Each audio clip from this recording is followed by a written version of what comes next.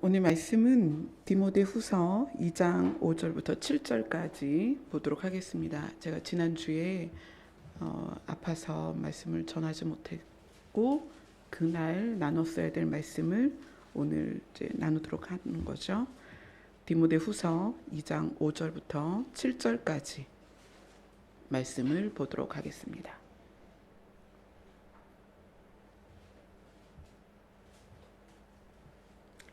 같이 읽도록 하겠습니다. 시작. 경계하는 자가 법대로 경계하지 아니하면 승리자의 관을 얻지 못할 것이며 수고하는 농부가 곡식을 먼저 받는 것이 마땅하니라. 내가 말하는 것을 생각해 보라. 주께서 범사에 내게 총명을 주시리라. 아멘. 바울이 영의 아들로 삼은 디모데에게 늘 이제 권면과 충고, 격려, 사랑의 표현을 이 메시지에 쭉 담고 있죠. 이 디모데후서 2장 1절부터 우리가 지난번에도 보았듯이 사역자인 디모데, 지금으로 말하면 목회자인 디모데가 반드시 알아야 될 것을 두 주에 걸쳐서 지금 나누고 있는 거예요. 그래서 지난번에는 그리스도 예수의 좋은 병사가 되라. 그것을 디모데에게 이야기를 했고 오늘은 이제 두 가지를 디모데에게 이야기를 하고 있습니다. 5절을 보면 경기하는 자가 법대로 경기하지 아니하면 승리자의 관을 얻지 못할 것이며 신앙생활을 경기에 비교하는 내용들이 바울의 서신서에는 여러 번 나옵니다. 바울은 그것을 이렇게 표현을 많이 했죠. 경주한다라는 표현, 달려라, 달리기, 달리자, 이런 표현을 달려간다 이런 표현을 많이 했는데 여기에서는 경기하는 자 이렇게 표현을 해요. 디모데뿐만 아니라 우리가 지금 이제 만인 제사장 같은 역할로서 우리가 제사장의 역할을 다 가정에서나 공동체 안에서 해나가야 되는데 디모데 입장이 아니라 우리 입장에서 우리가 경기하는 자로서 법대로 경기하지 않으면 승리자의 관을 얻지 못한다 이렇게 얘기를 해요. 이거를 다른 곳에서 바울은 이렇게 말합니다. 쓰임받고 버림받을 수도 있다. 아주 무서운 표현을 합니다. 그 얘기는 다시 말하면 신앙생활 했지만 지옥 갈 수 있다는 얘기예요. 끔찍한 얘기죠. 교회를 다녔는데 구원받지 못할 수도 있다. 이런 거예요. 경기하는 자가 법대로 경기하지 않으면 승리자의 관을 얻지 못한다. 계시록에서는 이기는 자라고 표현을 합니다. 끝까지 이기는 자가 어떻게 돼요? 하나님의 나라를 소유하게 되는 거죠. 진다는 표현은 결국 예수님께서 사망 권세를 발로 밟으셔서 사망 권세를 이 땅에서 예수님이 이기시고 철장 권세를 가지셨는데 우리는 질 수 있다는 거예요. 그러니까 바울이 디모데에게 경기를 하는 자가 법대로 경기하지 않으면 승리자의 관을 얻지 못할 것이다 라고 얘기를 해요. 이것이 이기고 지고의 문제가 아니에요. 구원이냐 구원받지 못하는 것이냐. 교회를 다녔는데 구원을 받지 못할 수 있다. 그것처럼 끔찍한 게 어디 있어요. 얼마나 많은 시간을 교회에 투자하고 얼마나 많은 노력을 신앙생활에 투자를 했고 또 물질로 따지면 얼마나 많은 물질을 또 공동체 안에서 흘려보냈어요. 그런데 그것의 결론이 우리에게 승리가 아닐 수 있다는 거예요. 이 정말 짤막한 구절이고 그대로 지나가면 아무것도 아닌 것 같은 이 구절이 우리에게 시사하는 게 너무 크다는 거예요. 그래서 이거는 정말 우리가 깊이 봐야 돼요. 우리가 경기하는 자라면 법대로 경기하지 않는 게 뭐냐는 거예요. 그걸 알아야 되겠죠. 그래서 제가 이 본문을 펴놓고 법대로 경기하지 않는 게 뭘까요? 여러분 생각은 어떠세요? 법대로 경기하지 않는 게 뭘까요? 물론 축구 경기나 야구 경기나 다 룰이 있으니까 룰대로 하지 않는 게 법대로 경기하지 않는 거죠. 신앙생활에 룰대로 하지 않는, 법대로 하지 않는 그건 뭘까요 도대체? 제가 그래서 많이 고민했어요. 주님 앞에. 주님, 우리의 신앙생활이 법대로 경기하지 않는 건 도대체 뭘까요? 법대로 경기하지 않는 건 반칙입니다. 반칙. 신앙생활의 반칙은 뭘까요? 그걸 우리가 자세히 알아야 되죠. 굉장히 중요한 얘기거든요. 여러분의 개인이 한번 생각해 보세요. 교회 안에서의 반칙은 과연 뭘까? 반칙을 하는 사람들이 승리자의 관을 얻지 못하는 걸 우리는 올림픽 경기에서 많이 봅니다. 그러니까 리플레이해서 반칙이 걸리면 금메달을 땄다고 해도 그것을 어떻게 돼요? 회수하죠. 뺏깁니다. 금메달을. 또 도핑 테스트를 해서 약물이 혈액 속에서 검출이 되면 어떻게 하죠?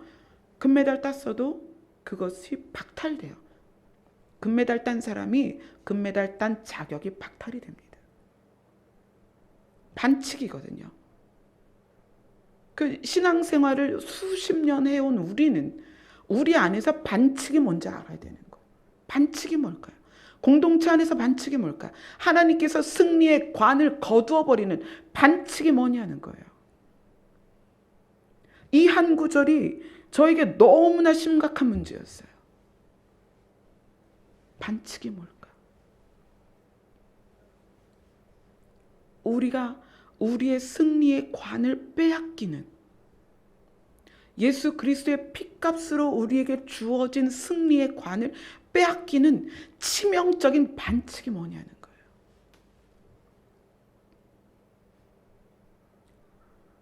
바울이 디모데에게 이것을 이야기하면서 7절에 그렇게 얘기해요. 내가 말하는 것을 생각해보라. 내가 말하는 것을 생각해봐라. 바울이 정말 많은 이야기를 디모데에게 해왔거든요. 여러분도 한번 기억해보세요. 여러분이 들어온 말씀, 여러분 심장에 새겨진 말씀들을 기억해보세요. 과연 나는 그 말씀에 대하여 어떤 반칙을 하고 있는가? 의도적이든 의도적이지 않든 우리가 반칙을 하게 되면 재판장이신 하나님께서, 재판장이신 예수님께서 걸러내신다는 거예요. 리플레이해서 보고, 너 반칙이야. 너의 승리의 관을 내가 빼앗겠다. 승리자의 자격을 거두겠다. 무섭잖아요. 어떤 반칙일까요? 첫 번째는 이 반칙은 속이는 거예요. 사실 선수들이 반칙을 대놓고 하진 않습니다. 우리 쇼트트랙 봐도 그렇죠. 반칙을 대놓고 하는 게 아니라 아주 그걸 판독하는 사람도 못 알아볼 정도로 속이는 게 반칙이에요. 그러니까 우리가 신앙생활 안에서 나도 속이고 공동체도 속이고 하나님까지 속이려고 하는 게 어떤 거냐면, 첫째는 하나님을 사랑한다고 얘기하고 하나님을 추구한다고 이야기하면서 사람을 쫓아가는 거예요. 이게 반칙입니다. 승리의 관을 빼앗기는 반칙입니다. 교회가 하나님의 이름으로 모였는데, 하나님의 이름으로 모여서 하나님께 집중하다가 묘하게 교회들이 자꾸 곁길로 가요. 그래서 어떤 목사님의 글, 어떤 목사님이 만든 책, 어떤 예언자가 받은 계시, 그런 걸 통해서 하나님께 집중되었던 사람들이 끝으로 가면 결국 어떤 사람에게 모여 있는 거예요. 여기 계신 분들은 절대로 그러지 않을 거라고 제가 믿어요. 그런데 사람들이 그렇게 가요. 자꾸. 왜 그러냐면 쉽게 가고 싶은 거야. 빨리 가고 싶은 거야. 노력을 들이지 않고 싶은 거야. 어떤 노력? 하나님을 대면하는 것이 영이신 하나님이 눈에 보이지도 않아요. 귀로 들리지도 않아요. 느껴지지도 않아요. 그런데 그러한 하나님을 향하여 나아가는 게 막연한 거야. 그러니까 사람들이 빨리 가고 싶은 거죠. 그래서 어떻게 해요? 어떤 사람의 주장, 어떤 사람이 받았다 하는 계시, 어떤 사람이 쓴 풀이, 이거를 보고 그게 감동이 되면 그걸 붙잡고 그 사람에게 집중하는 거예요. 그런 경우가 너무 많습니다. 사실 우리 교회도 그거를 우려하지 않을 수가 없죠. 왜냐하면 우리 교회 계신 분들이 제가 어디 가서 전도를 해서 모셔온 분들도 아니고, 또 공동체가 나가서 뭐 사탕을 돌리고 행주를 돌리고 이래서 오신 분들이 아니에요. 대부분 블로그 글이나 유튜브 영상을 보고 오셨습니다. 그래서 제가 틈만 나면 여러분들에게 그 말씀을 드리는 거예요. 저는 아무것도 아닙니다. 저라는 사람이 여러분을 구원으로 인도할 수 없습니다. 그래서 우리 교회가 뭐라고 말하죠? 함께 가자. 함께 갑시다. 아버지 집으로. 아멘. 거기에는 저도 포함되어 있는 거예요. 제가 말씀드리잖아요. 제가 이것을 성경 66권을 다 알고 능통하고 통달해서 여러분 앞에 쓰는 게 아닙니다. 매주 저도 조명받고 매주 여러분과 함께 자라가고 있어요. 단지 반장처럼. 그거를 예전에 그렇게 이야기를 해주셨어요. 교회의 정체성, 그 다음에 하나님과 성도와의 관계, 이런 걸 보여주실 때 목회자의 위치, 그걸 말씀해 주셨어요. 목회자의 위치는 담임 선생님이 아니다. 자, 이걸 잘 생각하세요.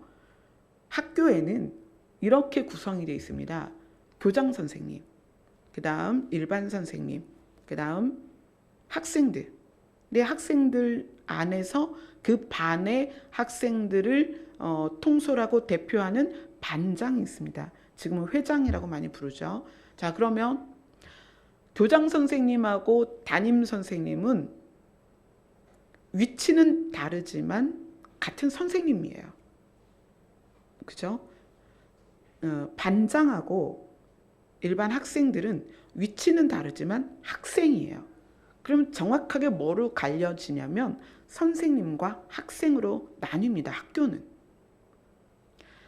학생이 아무리 선생님의 권한을 부여받아서 학생들을 통솔하는 반장이 되었어도 반장은 학생이에요. 반장은 선생님이 아닙니다. 그렇죠? 교회 안에서 담임 목회자는 성도입니다. 이걸 잘 생각하셔야 돼요. 교회를 이끌어 가시는 분은 하나님이십니다. 담임 목회자는 성도랑 똑같은 양입니다. 그걸 구분을 잘 하셔야 돼요. 그래서 저에게 그 교회 안에 목회자의 자리를 말씀하시면서 목회자도 성도다. 목회자도 양이다. 나는 목회자의 예배를 받고 싶다. 그렇게 말씀하셨어요. 그렇구나. 우리는 이제까지 담임 목사님, 그러면 교회의 리더, 그리고 주인, 이렇게 생각해요. 그래서 목사님들이 흔히 이런 말 많이 하잖아요. 우리 교회 다니던 성도가 다른 교회 가면 뭐라고 얘기해요? 양도둑이다. 내 양을 도둑질해 갔다. 이렇게 얘기해요. 내 양이다. 이렇게 생각해요. 내 교회다. 그러냐? 아니요.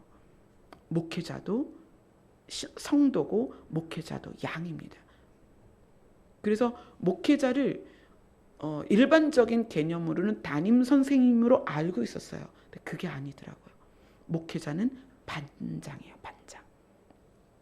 학생들을 효율적으로 통솔하기 위해서 담임 선생님이 세운 반장입니다.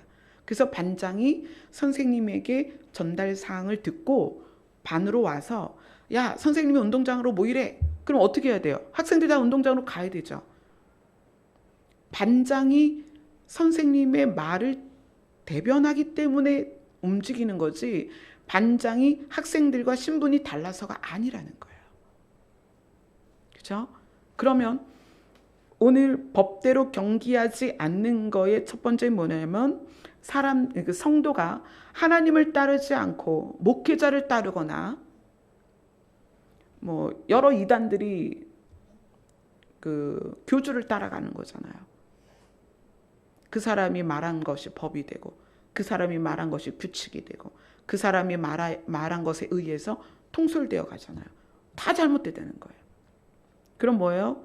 사람에 의하여 쫓아가는 그런 교회나 단체는 승리자의 관을 빼앗기는 거예요. 얻을 수 없다는 거예요. 이게 반칙입니다. 속이는 거예요. 자신도 속이고 그렇게 성도를 이끌어가는 목회자도 성도를 속이는 거예요. 제가 그 말씀에 굉장히 충격을 받았어요. 나는 목회자의 예배를 받고 싶다. 제가 수십 년 신앙생활을 했으니까 곰곰이 생각했어요. 목회자에게 예배를 안 드리나? 목회자도 예배 시간에 같이 있는데?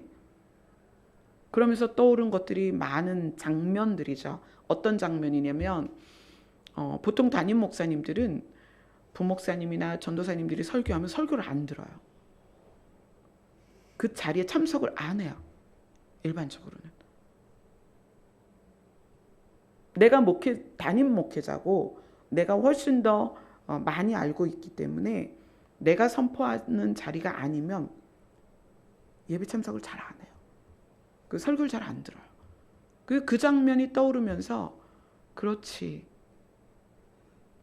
목회자가 설교를 할 수는 있지만 설교하는 목회자조차도 어떻게 해야 돼요? 예배자가 돼야 되는 거예요.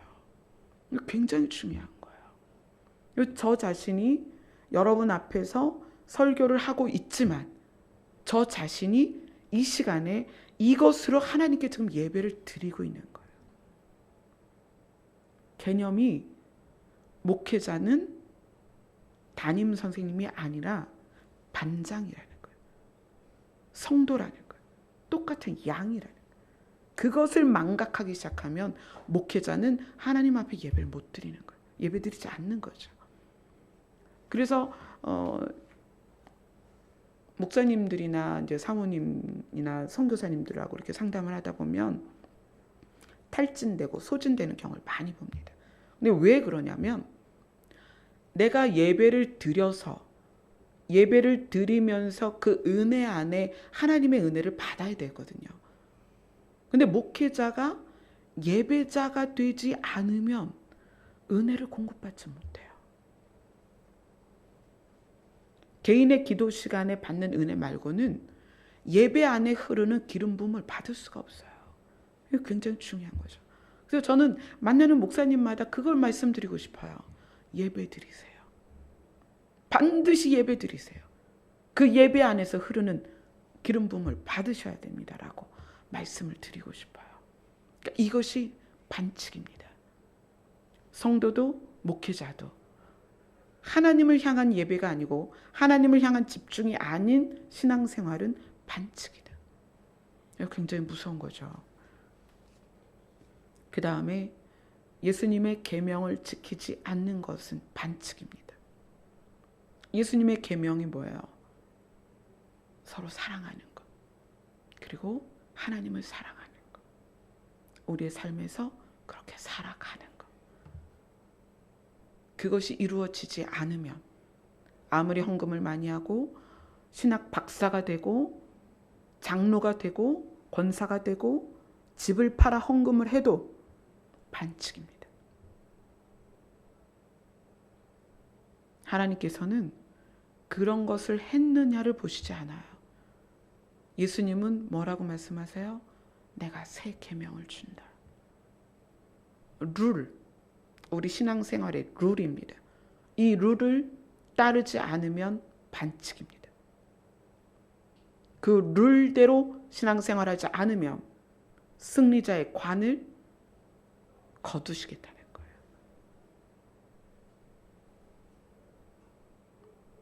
물론 완벽할 수는 없습니다. 우리 안에 각자의 상처가 있고 환경이 다 다르기 때문에 출발점이 다 달라요. 어떤 사람은 마이너스 10에서 시작하고 어떤 사람은 플러스 10에서 시작합니다. 그 갭이 있기 때문에 겉으로 드러나는 모습은 다 성숙도가 달라요. 저는 100% 성숙을 원하는 게 아니라 내 안에서 룰을 따르고자 하는 자발성이 있냐는 거예요. 그걸 본다는 거예요. 하나님께서도. 완성된 성숙을 보자는 게 아니라 룰을 따라가고 있느냐, 룰을 지키고 있느냐, 그걸 본다는 거예요. 그러면 예수님께서 새 계명을 주셔서 너희가 서로 사랑하고 하나님을 사랑하라고 말씀하셨다면 그 룰을 우리가 따르려고 노력하냐는 거예요. 안 되지만 사랑하려고 노력하는 거예요. 너무나 많은 것에 우리의 집중도가 흩어지지만 우리가 산만하게 사방을 보게 되지만 그러할 때마다 다시 아버지께로 집중하고 있냐는 거예요. 그분을 바라보고 있냐는 거예요. 상대가 너무나 나에게 상처를 주고 힘들게 하지만 내가 그를 사랑하려고 노력하고 있냐는 거예요. 그게 룰대로, 법대로 경계하는 것입니다. 그게 성도의 삶이에요. 하나님은 100점을 원하는 것이 아닙니다. 그 룰을 추구하고 따라가느냐를 보시는 거예요. 그래서 우리가 볼 때는 저 사람이 정말 미성숙하고 저 사람이 정말 교양도 없고 그래 보여도 그 사람이 마이너스 50에서 부단히 그 룰을 따르기 위해서 노력한다면 하나님은 그에게 승리의 관을 주십니다. 아멘.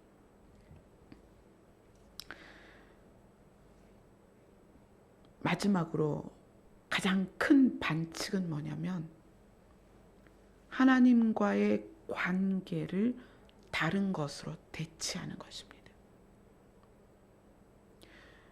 요즘은 부쩍 기도해 달라는 이제 기도 전화 부탁을 많이 받아요. 새벽에도 해외에서 전화가 옵니다. 기도해 달라고. 그래서 기도를 해드리죠. 최선을 다해서 기도를 해드립니다. 그것을 잘못됐다고 말하는 게 아니라 우리 스스로 하나님께 나아가는 것이 너무나 막연하고 힘들 것 같아서 임파테이션이라는 말도 있잖아요.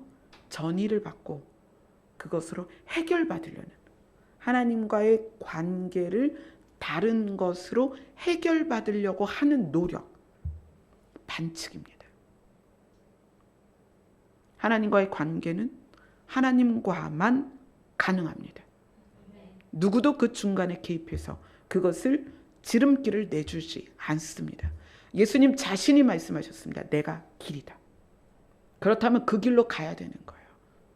예수님께로 집중하고 아버지께로 나아가야 됩니다. 제가 여러분들을 상담하고 기도하는 것으로 도움을 드릴 수는 있습니다. 그러나 지름길은 예수 그리스도입니다. 여러분 전체가 저에게 상담을 안 하셔도 됩니다. 기도받지 않으셔도 돼요.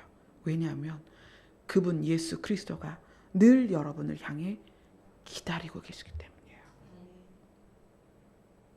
여러분이 어느 자리에 있든지 그 자리에서 주의 이름을 부르면 오늘 찬양에서 예수의 이름을 불렀잖아요.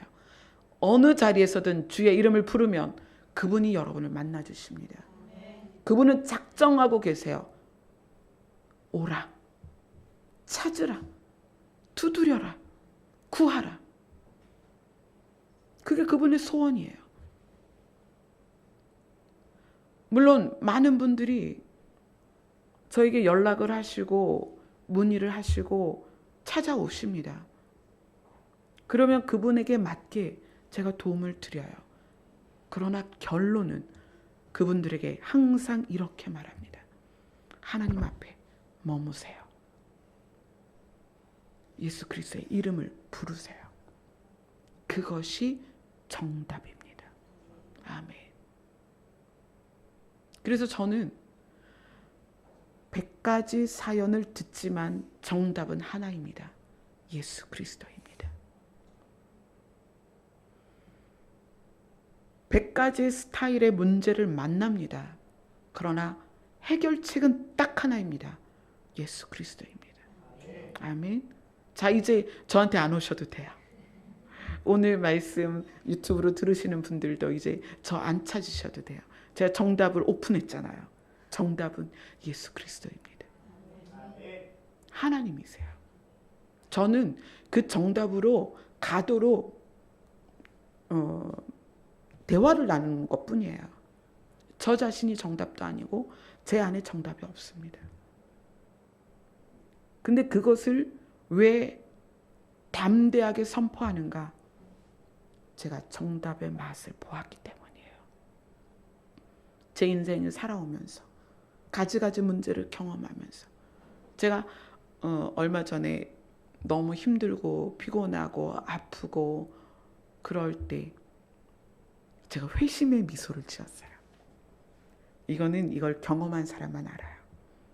정말 아프고 그래서 막 혼자 고립돼서 그 어둠 안에 막 들어가면서 이렇게 얘기했어요. 그래, 나를 힘들게 하는 문제, 나를 아프게 하는 문제들 더 와라. 나는 주님께 더 가까이 갈 거야. 내가 오늘 아파서 아무것도 못 먹고 이렇게 쓰러져 있지만 난 질병이 와도 겁나지 않아. 왜냐면 난 주님께로 더 갈 거니까. 그러면서 막 힘이 나기 시작하는 거예요. 그래, 그거야. 나를 쫓아오든 나를 두렵게 하든 결론은 내가 주님께로 가는 거거든요. 힘든 일이 있으면 있을수록 주님께 가고요. 좌절이 되면 될수록 주님께로 가고요. 문제가 태산 같을수록 저는 주님께 가요. 그래서 미소가 나는 거예요. 사단이 나 정말 싫어하겠다. 귀신이 정말 나 싫어하겠다. 왜냐하면 나를 괴롭게 할수록 나는 주님께로 가니까. 그분만이 정답이니까. 내 평생에 정답은 그분뿐이었으니까. 그래서 제가 정답을 오픈하고 여러분에게 정답을 지금 드리고 있잖아요. 그래서 제가 힘들고 아프고 어려울 때마다 그 맛을 또 보는 거예요. 맞아. 나는 이럴수록 주님께 더 가까이 가. 그래서 주님이 나를 사랑스럽다고 하시는구나. 그러면서 그 힘듦을 누려요. 막 즐겨요. 하나님, 저 힘들어요. 그리고 또 주님 앞에 가는 거예요. 또 막 아플 때는 아빠, 저 아파요. 그리고 또 막 주님께 가죠. 이것이 여러분 안에서도 그렇게 됐으면 좋겠어요. 그래서 선포하는 거예요. 나 힘들게 해봐. 난 주님께 더 가까이 갈 거야. 나를 어려운 일로 더 고통스럽게 해봐. 나는 하나님께 더 가까이 갈 거야. 그러면 누가 질려서 나가 떨어지겠어요? 사단이 질려서 나가 떨어지는 거예요. 아멘. 오늘 바울이 디모데에게 이야기하는 거예요. 내가 말하는 것을 생각해봐라. 깊이 생각해봐라. 주께서 범사에 너에게 총명을 주실 것인데 모든 지혜의 근원이신 예수 그리스도께서 우리에게 자신을 드러내실 거라는 거예요. 자신을 드러내시면 우리는 그것에 의해서 진짜 지혜를, 진짜 진리를 더 깊이 누리게 되죠. 자, 6절을 보면 수고하는 농부가 곡식을 먼저 받는 것이 마땅하니라. 오늘 5절, 6절은 병행 구절을 한번 봐야 돼요. 이 병행 구절을 보면 이 두 구절이 더 자세하게 설명이 나와 있습니다. 고린도전서로 갈게요. 고린도전서 9장입니다.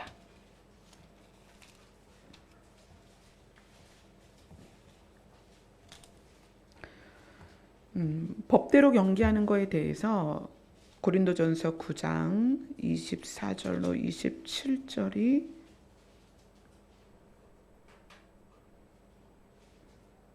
이렇게 이야기하고 있습니다. 24절부터 27절까지 같이 읽습니다. 시작. 운동장에서 다름질하는 자들이 다 달릴지라도 오직 상을 받는 사람은 한 사람인 줄을 너희가 알지 못하느냐. 너희도 상을 받도록 이와 같이 다름질하라. 이기기를 다투는 자마다 모든 일에 절제하나니 그들은 썩을 승리자의 관을 얻고자 하되 우리는 썩지 아니할 것을 얻고자 하노라. 그러므로 나는 다름질하기를 향방 없는 것 같이 아니하고 싸우기를 허공을 치는 것 같이 아니하며 내가 내 몸을 쳐 복종하게 함은 내가 남에게 전파한 후에 자신이 도리어 버림을 당할까 두려워함이로다. 여기에서도 이제 운동장에서 달리기를 해서 상 받는 거에 대해서 이야기를 하고 있습니다. 우리는 썩지 않을 승리자의 관을 얻기 위하여 모든 일에 절제하며 달리기를 하고 있다. 또 달리기를 할 때 향방 없고 허공을 치는 것처럼 하지 말라는 얘기는 룰을 제대로 알라는 거예요. 달리기를 할 때 꼬린 지점으로 들어오지 않으면 무효입니다. 10바퀴를 돌았어. 10바퀴를 돌았는데 꼬린 라인으로 들어와야 돼요. 나는 15바퀴 돌았습니다 해도 인정해 주지 않아요. 방향이 정확해야 됩니다. 우리의 다름질의 방향은 예수 그리스도입니다. 아멘. 그분에게 꼬린이 돼야 되는 거예요. 아버지의 나라입니다. 하나님 자신이에요. 우리는 반칙으로도 또는 어떤 속임수로도 또는 여기서 말하는 향방 없는 또 허공을 치는 이런 말도 안 되는 그것으로는 꼬린 지점까지 갈 수가 없어요. 자, 그리고 수고하는 농부가 곡식을 먼저 받는 거에 대해서는 고린도전서 9장 1절부터 쭉 나와 있어요. 바울이 굉장히 이 부분을 자세하게 설명했는데 바울 자신이 입증하는 사도였어요. 예수님의 제자들은 다 사도였죠. 예수님과 함께 생활을 했으니까 사도로 불리는 게 당연한데 바울 자신은 사도인 것을 입증을 해야만 했어요. 그래서 제자들이 다른 그 초대 교회로부터 물질을 공급받는 것을 사용하는 것에 대해서 정당하게 보았고 바울 자신도 그것이 정당하다는 것을 9장 1절부터 쭉 이야기를 하고 있습니다.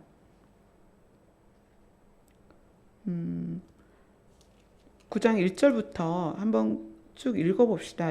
한번 쭉 읽어보면 제가 뭐라고 말씀드리는 건지 이해가 될 거예요. 1절부터 같이 읽습니다. 시작. 내가 자유인이 아니냐 사도가 아니냐 예수 우리 주를 보지 못하였느냐 주 안에서 행한 나의 일이 너희가 아니냐 다른 사람들에게는 내가 사도가 아닐지라도 너희에게는 사도이니 나의 사도됨을 주 안에서 인친 것이 너희라. 나를 비판하는 자들에게 변명할 것이 이것이니 우리가 먹고 마실 권리가 없겠느냐. 우리가 다른 사도들과 주의 형제들과 게바와 같이 믿음에 자매된 아내를 데리고 다닐 권리가 없겠느냐. 어찌 나와 바나바만 일하지 아니할 권리가 없겠느냐. 자, 여기까지요. 바울과 바나바도 일하지 않을 권리가 있다는 거예요. 일하지 않고 초대교회가 연보를 보내주었을 때 그걸 쓸 수 있는 권리가 있다. 다른 사도들처럼. 자, 7절부터 다시 읽습니다. 시작. 누가 자기 비용으로 군복무를 하겠느냐? 누가 포도를 심고 그 열매를 먹지 않겠느냐? 누가 양떼를 기르고 그 양떼의 젖을 먹지 않겠느냐? 내가 사람의 예대로 이것을 말하느냐? 율법도 이것을 말하지 아니하느냐? 모세의 율법에 곡식을 밟아 떠는 소에게 망을 씌우지 말라 기록하였으니 하나님께서 어찌 소들을 위하여 염려하심이냐 오로지 우리를 위하여 말씀하심이 아니냐 과연 우리를 위하여 기록된 것이니 밭 가는 자는 소망을 가지고 갈며 곡식 떠는 자는 함께 얻을 소망을 가지고 떠는 것이라. 우리가 너희에게 신령한 것을 뿌렸은즉 너희의 육적인 것을 거두기로 과하다 하겠느냐. 자, 여기까지요. 사역자들이, 사도들이 포도를 심고 열매를 먹는 농부들처럼, 또 양떼를 기르고 양떼의 젖을 먹는 목자들처럼, 또 여기에 이제 곡식을 밟아 떠는 소에게 망을 씌우지 말라고 기록한 것이 소를 위한 것이 아니라 사역자들이 주의 일을 하고 하나님으로부터 공급받는 것을 받는 것에 대해서 정당하게 허락하셨다는 것을 바울이 말하고 있는 거예요. 그래서 우리가 너희에게 신령한 것을 뿌리고 복음을 너희에게 전하고 너희는 육적인 것을 먹고 사는, 사역자들은 먹고 사는 것을 공급하는 것이 과하겠느냐 이러면서 쭉 이야기하고 12절부터 같이 또 보겠습니다. 시작. 다른 이들도 너희에게 이런 권리를 가졌거든 하물며 우리일까 보냐. 그러나 우리가 이 권리를 쓰지 아니하고 범사에 참는 것은 그리스도의 복음에 아무 장애가 없게 하려 함이로다. 자, 여기까지. 그래서 바울은 자기가 직접 천막에 그물을 깁는 그런 일을 했죠. 천막도 깁고 그물도 깁고 했습니다. 근데 그러한 일들을 한 이유는 이방인에게 복음을 전하기 위해서 자기들이 연보를 써서 생활하는 게 전혀 법으로 어긋나지 않지만 그러나 우리가 스스로 일을 한다. 이런 이야기를 이제 뒤에 쭉 나와요. 그게 9장 19절 20절까지 그 내용이 쭉 나오는 거예요. 그리고 오늘 본문에서 디모데후서에 있는 내용이 그거죠. 수고하는 농부가 곡식을 먼저 받는 것이 마땅하다라고 이야기하는 것은 디모데가 복음을 전하면서 그 성도로부터 공개를 받는 것, 공급받는 것은 마땅하다라는 것을 이야기를 해주는 거예요. 그래서 2장 1절부터 오늘 읽은 말씀까지는 지금 사역자들에게도 적용이 되는 것이고 또 말씀을 맡은 자들에게도 적용이 되는 거죠. 그래서 수고하는 농부가 곡식을 먼저 받는 거에 대해서는 그렇게 여러분들께서 이해를 하시면 되겠고요. 또 바울이 천막 깁는 일을 했다는 것 때문에 사역자들이 일하는 게 당연하다. 그래서 교회에서도 사역을 하고 나가서도 일해라 이렇게 주장하는 분들도 있어요. 사실은. 근데 성경적으로 보면 그건 옳지 않습니다. 바울이 자기 스스로 이방인에게 복음을 전하기 위해서 그 길을 간 거지 그 길을 가라고 요구할 순 없다는 거예요. 말씀이 어떻게 하고 있어요?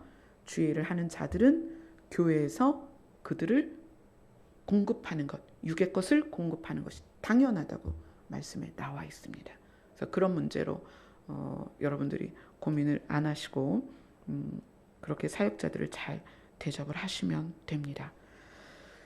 자, 바울이 얘기합니다. 내가 말하는 것을 생각해 보라. 여러분이 마음이 흔들릴 때마다, 낙심될 때마다, 어떻게 해야 될지 모를 때마다 하나님이 어떻게 우리에게 말씀하고 계신지 그 말씀을 기억하세요. 정답은 주님의 말씀 안에 들어 있습니다. 아멘. 기도하겠습니다.